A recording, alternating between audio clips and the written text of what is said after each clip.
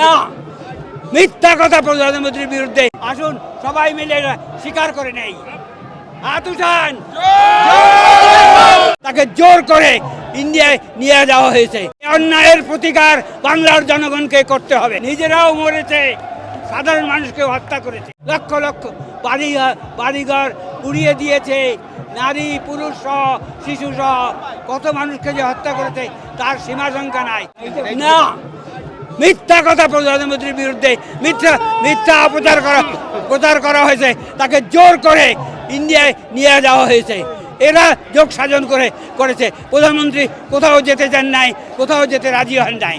এই অন্যায়ের প্রতিকার বাংলার জনগণকে করতে হবে। বাংলাদেশের মাদ্রাসার থেকে কোমলমতি শিশুদের এনে ঢাকা শহরে সন্ত্রাস সৃষ্টি করে নিজেরাও মরেছে, সাধারণ মানুষকে হত্যা করেছে।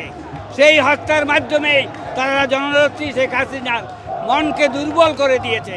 তার জন্য বাংলাদেশের মাননীয় প্রধানমন্ত্রী, বাংলার জনগণের নয়নের মণি জননেত্রী শেখ হাসিনা আজ ভারতে অবস্থান করছেন।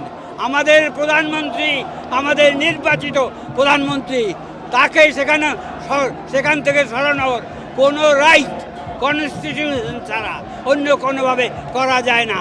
এই অনির্বাচিত ইললিগাল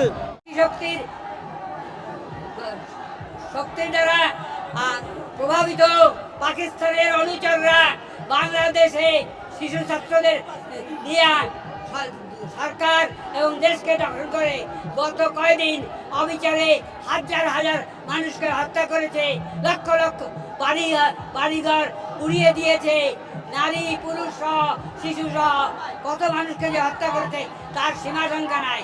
বঙ্গবন্ধুর বাড়ি ৩২ নম্বরের বাড়িটিকে পুলিশাত করে দিয়েছে।